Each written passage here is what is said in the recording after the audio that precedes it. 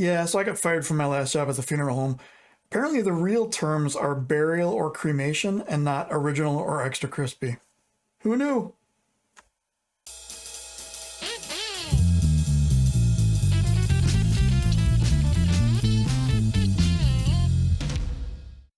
Hey kids, Adam here. Happy 2021. Hope you had a great holiday season and New Year's. Welcome to the first video of the new year.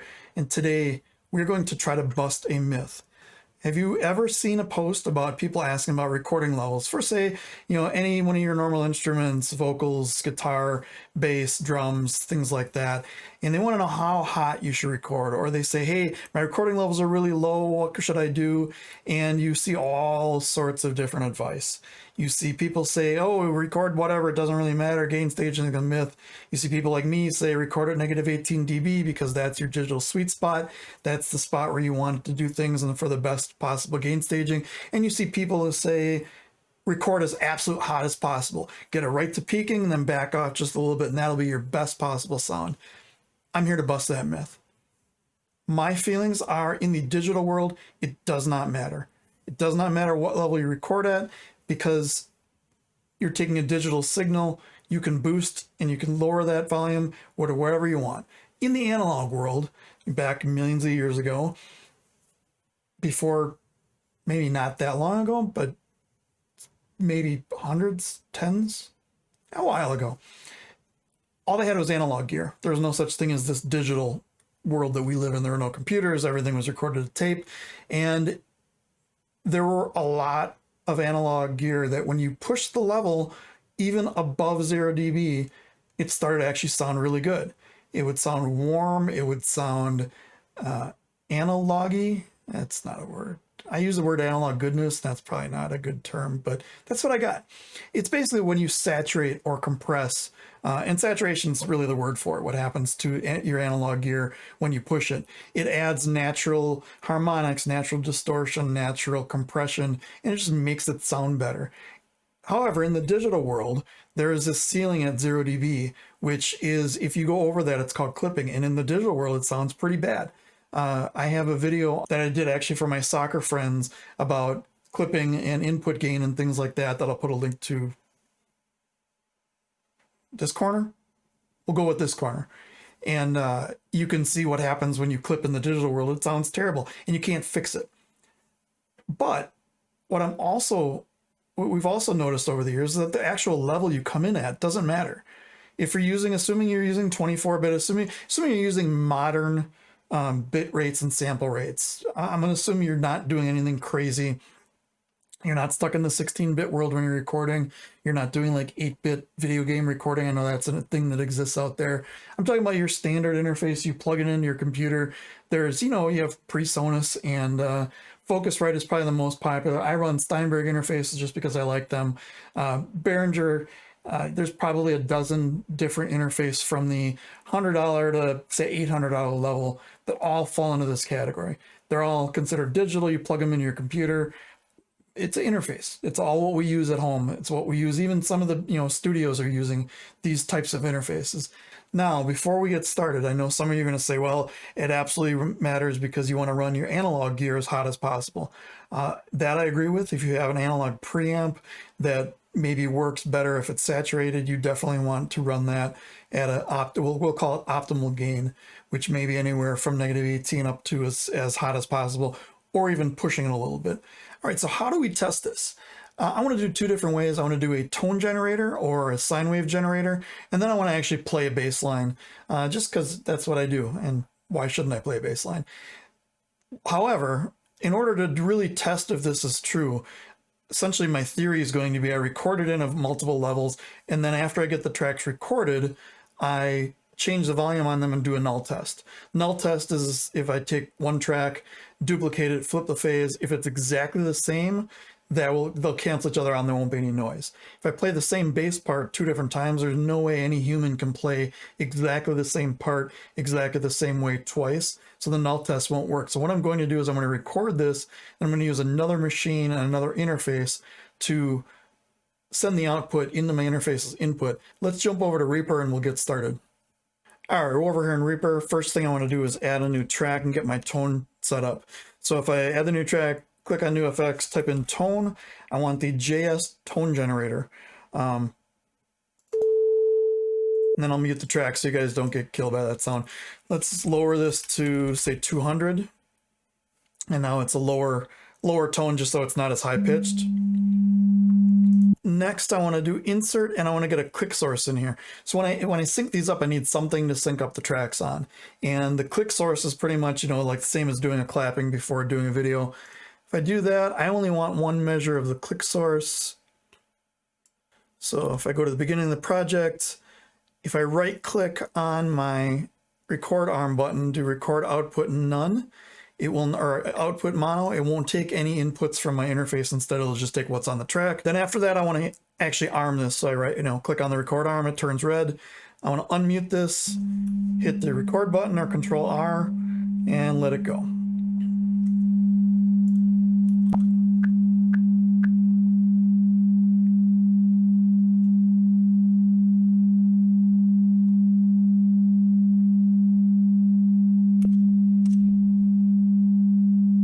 And now I'll mute this. So if I turn the plugin off now, unmute it and just play it, it will be the exact same thing we just did, 4 clicks and then the sound.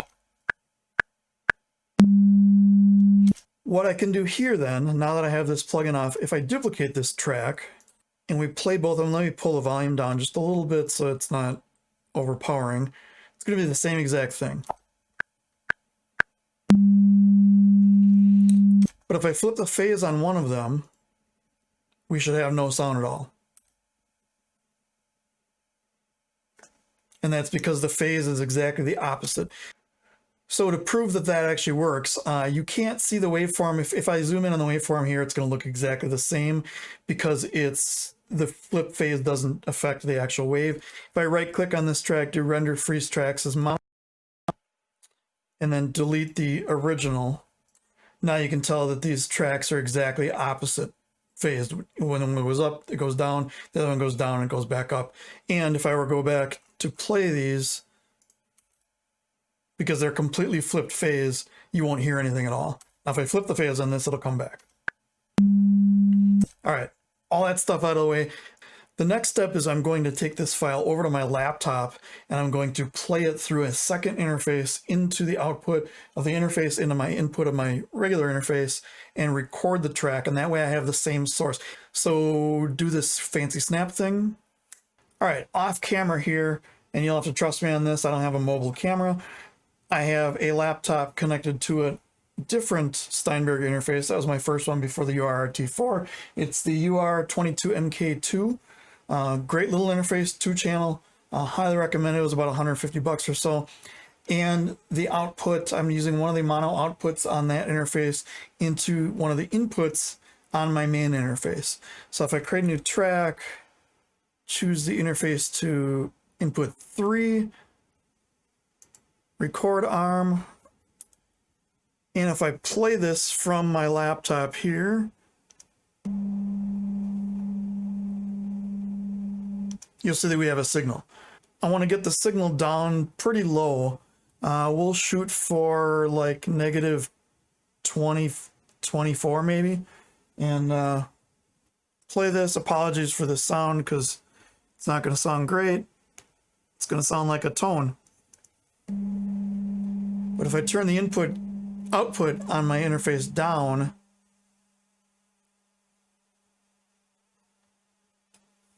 right down there, we'll see it's right at about 26, negative 24. That should be good. All right, so now that we're done with this first track, we've exported and everything. I don't need it. I'm just going to mute it. I'll leave it here in case we need to refer to it later on.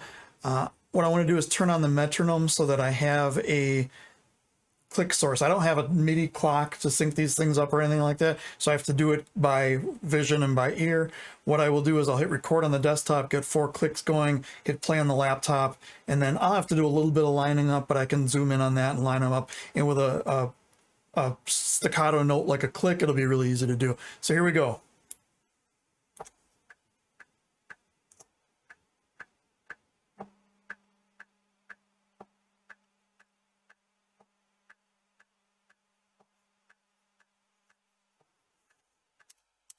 All right, so we have our first file.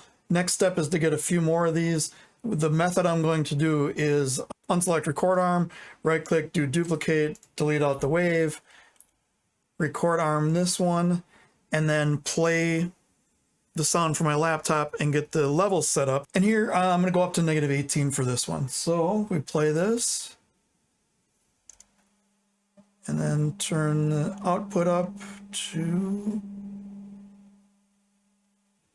and I'm going to do the same thing where I can mute this one out too because I don't need that, where I hit record, let it click 4 times, hit play.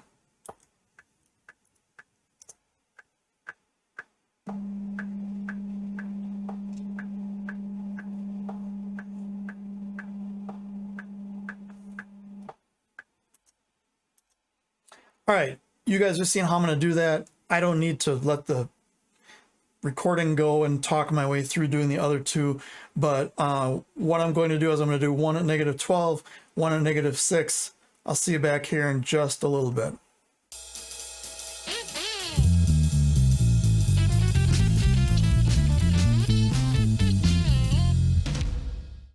All right, so as you can see here, I have multiple files. I have -24, 18, 12, and 6. And now I'm going to set it up for the super hot one. I will turn down the volume in the magic of post-production so I don't kill your ears here. But here, I'm going to try to get this as hot as possible here.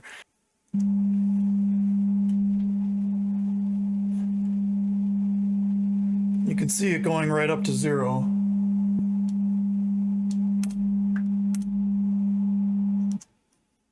All right, and I have it so you didn't see that. You couldn't see the lights on my interface, but the peak light was on and I backed it off just a little bit. So this should be as actual hot as my interface can record in. It's still hitting, 1.5 dB below clipping, which is good for Reaper because it won't sound like complete garbage. I just want to make sure my interface is not clipping. So here we go. We'll do this one real quick.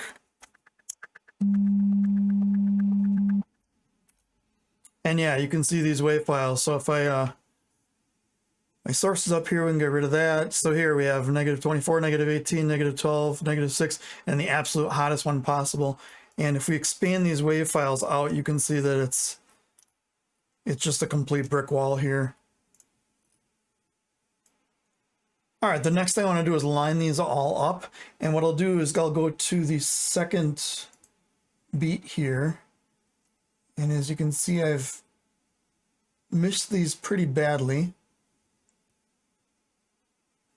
I'll hold down Alt and I can move the waveform over. And I basically would just want the start of that, zoom way in, the start of that first dot right on the line. And I'll, using the scroll wheel, I can zoom in and out, and then using Alt and holding down and moving to the left or right, I can move this over and it'll move the whole thing over. So we'll just line these up here real quick.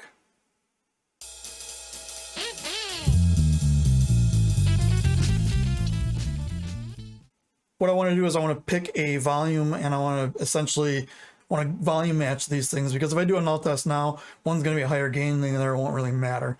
So let's do the -18 as a kind of our control, and we'll move everything else to -18. So if I take my clip gain here, move it up 6 dB, and now we'll see if I play them together, what it sounds like. Should be synced up. And now if I flip the phase on one, completely gone. So we know that -24 and -18, there's no difference. Move on to the next one, -12, and we'll do this basically, we'll do essentially the same exact thing, where I will lower this one down by 6 dB to get it down to the -18. I could use the normalize function and normalize down to -18, but there's kind of debates going around about whether normalizing changes the sound or not. I don't think it does if you're moving it down, but just to get rid of all those possibilities, this is what we'll do. So we'll play -18 again and -12 at the same time.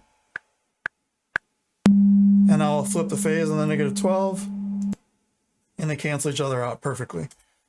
We can, let's skip the -6 because we're pretty sure we know what it's going to do.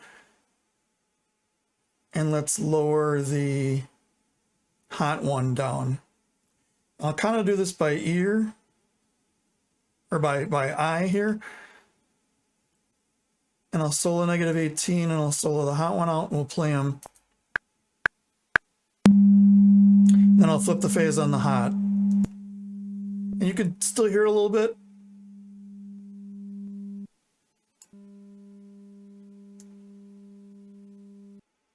And now it's gone. So here's what we've proven with this giant long exercise, is that for a standard tone generator, the volume doesn't matter. The input volume does not matter at all, because we took one as hot as possible, almost to where it's peaking on my interface, and to where the fact that the waves were being squared off. As you can see here in the -6, you can see the waves are squared off in Reaper, but it doesn't matter in the digital world. Next step, we're going to do this with a bass line. I'll do the magic snap, and then we'll get the bass out.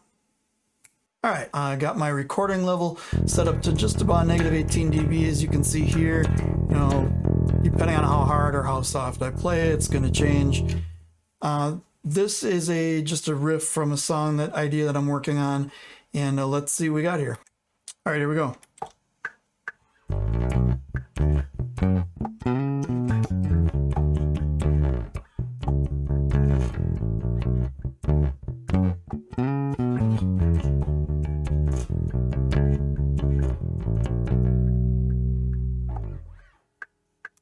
Listen back to it here quick.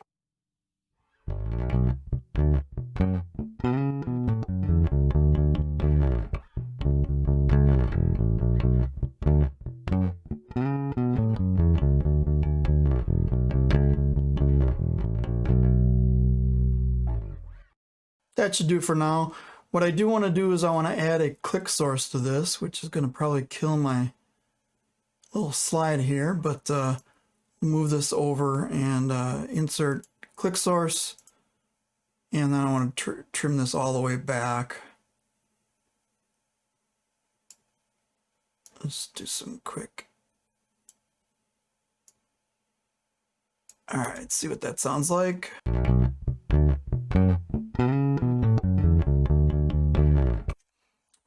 All right, that should do it. I'm going to put the bass away. We're going to do some playing around like we did with the last one. Be right back. All right, so we're essentially going to do the same thing. First thing I want to do is render this out. And I want to render it to a mono track. We'll get this over to the laptop. I'll get things all set up and we'll be right back. Should we do that snap thing again? No, that's fine.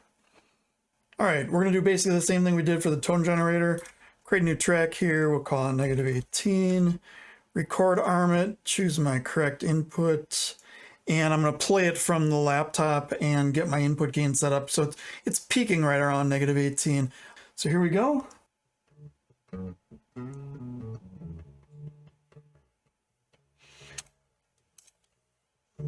And that looks pretty good. And now I'm going to turn the metronome on, hit record, let it click 4 times, and then hit play on the laptop.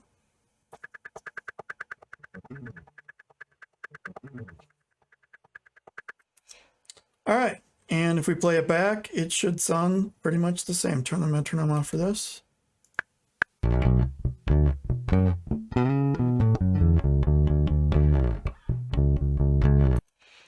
All right, next thing, I'll do another track, and I'm going to skip the -12 and the -24. I'm going to go right to -6 because I think we'll be able to figure out real quick whether -18, -6 is going to be the same or not. All right, chord arm this, and now I want to play and get the input back up to.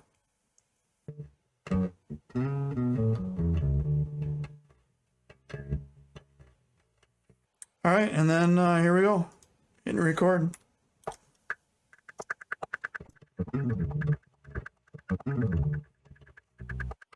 All right, and the last track we have to do is the hot bass.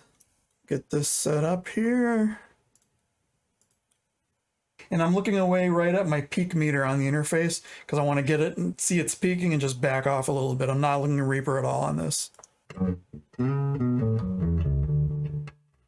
All right, and yeah, we actually clipped, you know, almost -1 dB here. So let's get this one recorded.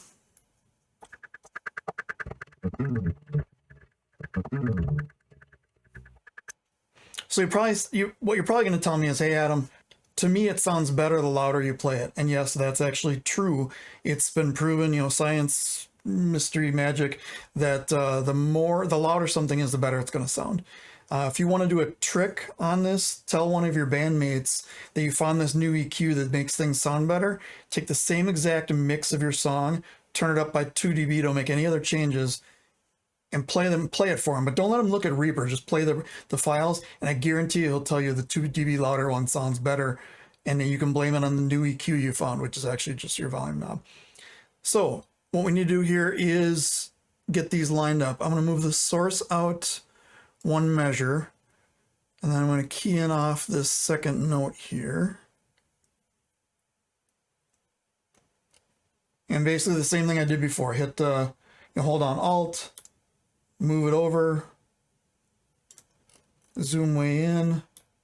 That one looks pretty good. And then go to the next one and do the same thing.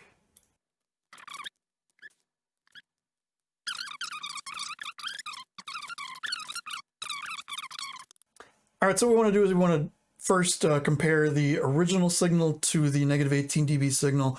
The original was recorded into -18, the next one was recorded back through a -18. I expect them to be very similar. However, they didn't follow the exact same signal path, so I'm imagining there's going to be a little bit of difference. So we'll play them. And I'll do phase cancellation.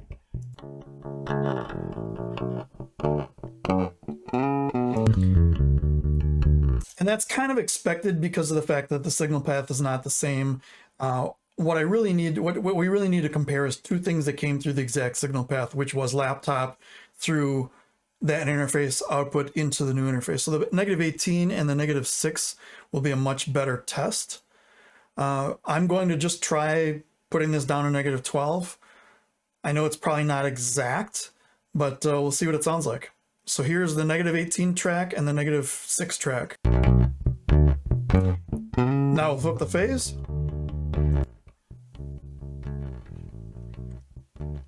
I still hear it a little bit.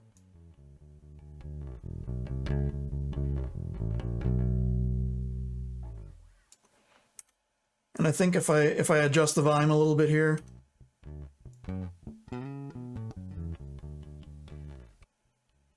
yeah, -10.5, it's actually gone. Let's try the -18 and the hot signal here. So we'll get rid of that. And the hot one, I don't know where, yeah, like I'll do the same thing I did before where I kind of just eyeball it. It looks about right to me. And we'll play it and I'll just kind of adjust it as I phase match or phase cancel. So I'm going to phase cancel on the other one this time.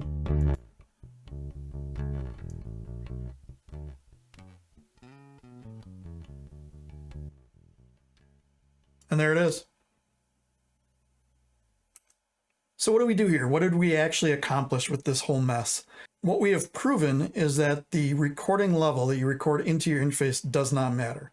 In the digital world, you can record -24, -18, -6, -12, -8.5, or as absolute hot as you can, and it won't matter. So why would you record at certain levels? Well, if you watch my gain video, and I'll put a link to that in the description as well as somewhere in the video somewhere, you'll see that I recommend doing -18 as your input gain level. There are a lot of plugins that kind of do that. -18 is their sweet spot. They call it like the digital analog sweet spot. Especially if it's a plugin that's emulating an analog plugin, such as a 1176 compressor or like a 1073 EQ, something like that, where it's going to sound best at that -18 level. You might as well record at that level. You might as well gain stage at that level. If you get tracks in from clients, if you tell them that they should record, try to hit -18. If you want, just tell them aim for halfway up your meter, and that should be fine. I think as we've proven here with the phase cancellation null test, it's really the same file. All it is a different volume level. All right, that's it for this video. If you like what you see, please hit the like button, comment, subscribe, hit the little bell, do hickam-a-jigger. And if you really want to support me, click the Buy a Coke link down below and buy me a Coke. I'm almost out. For this, I have more, but I'm really almost out for that. But, all right, until next time, hope everyone is enjoying the start of 2021. I hope it's a great year for everyone. Until next week.